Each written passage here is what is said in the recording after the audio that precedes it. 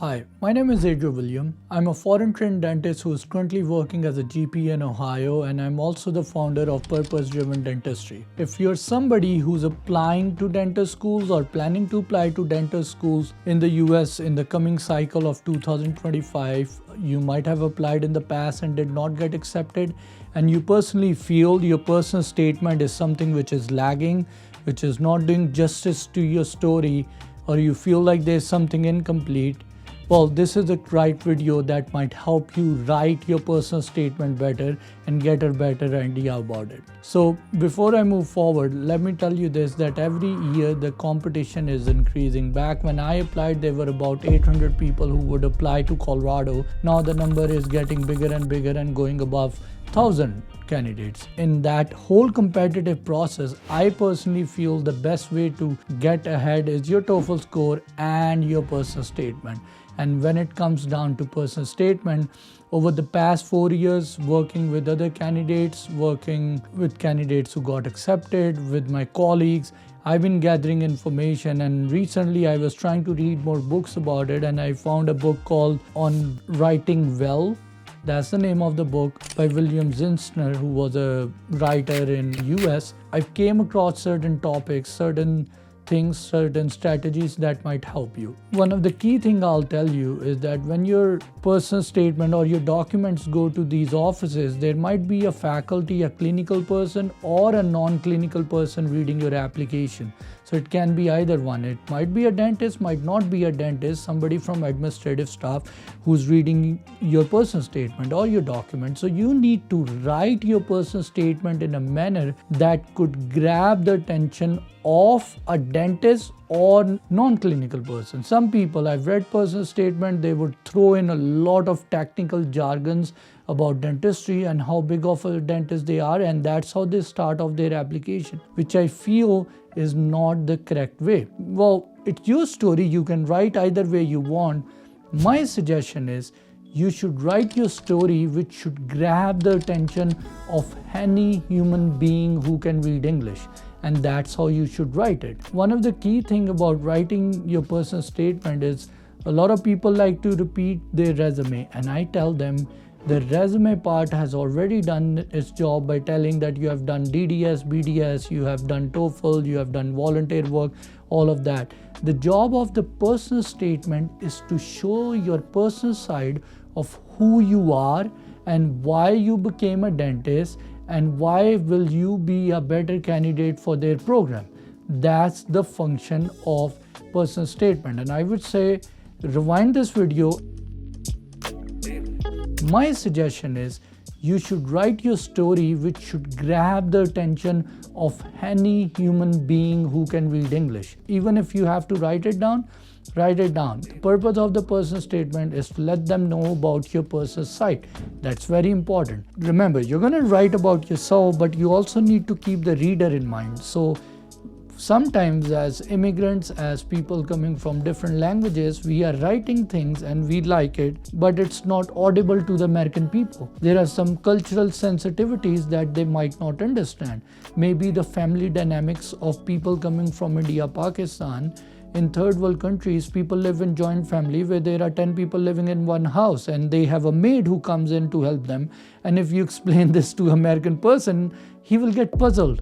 How come so many people are living in one house and then you have maids and drivers coming to help you guys? And it really doesn't make sense. The reason I'm giving this example is that you should take in consideration that you're writing about your own self, but you should also think about your audience, your reader, that is this audible to the American ears. The second thing I'll tell you is that your authenticity, how authentic you are, showing your personal side is very, very, very important. Coming out as a student of or a graduate of University of Colorado, one of the key things I'll tell you about University of Colorado, that they truly are based on a holistic perspective, that when they are looking at application, they want students who are coming from a well-rounded background. They just don't want people who are very good clinicians.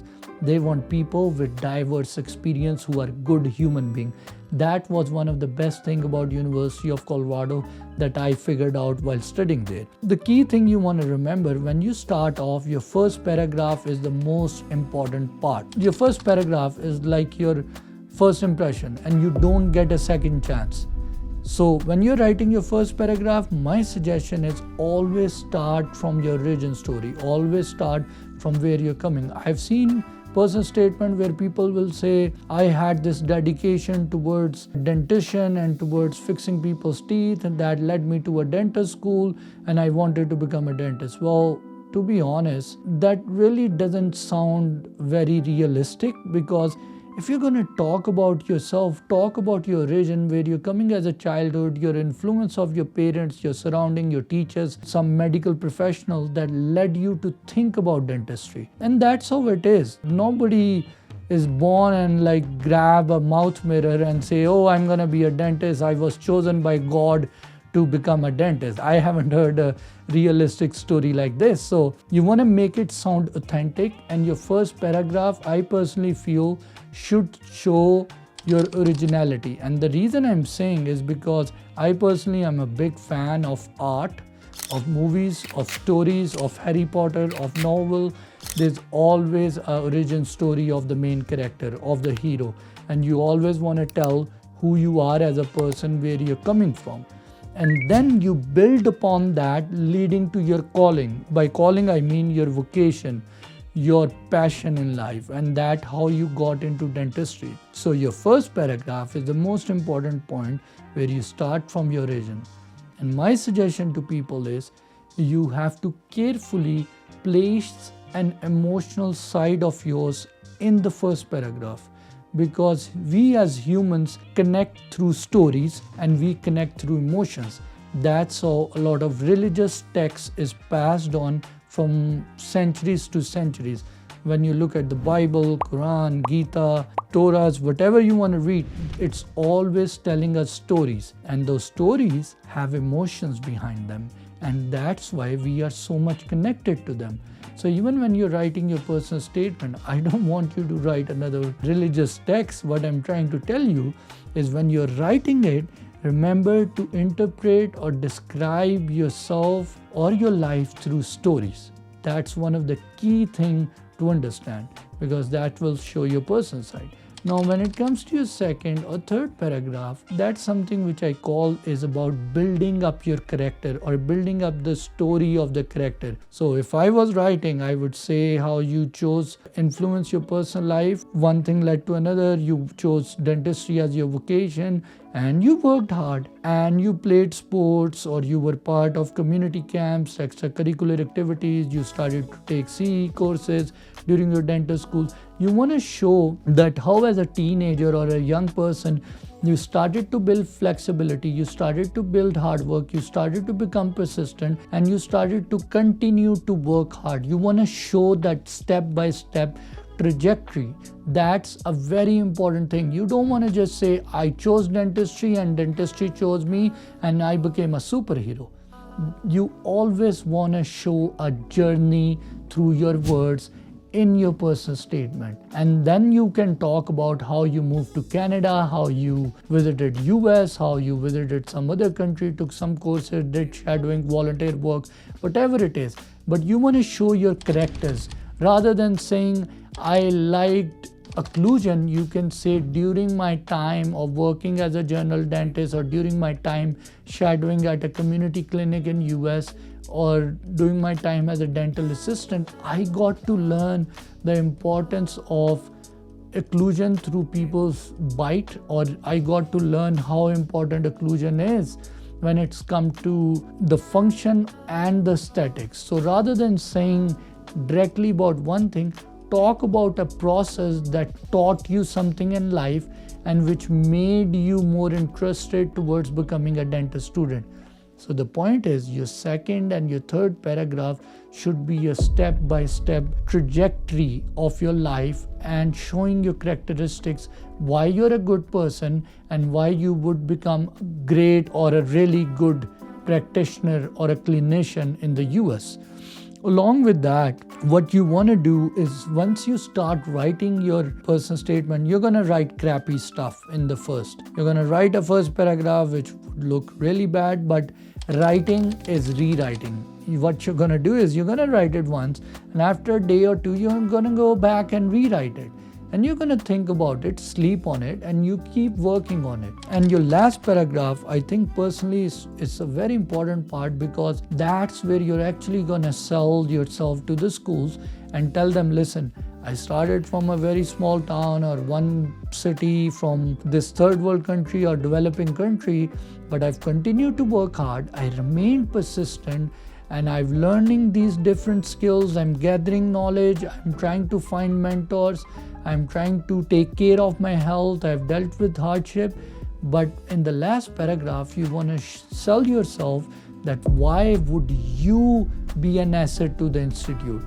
That's very important. You want to tell them that not just I'm going to pay you a lot of money, but along with that, I'm also going to be a good team player. I'm going to be a constructive person in the school. I'm going to add value to your program.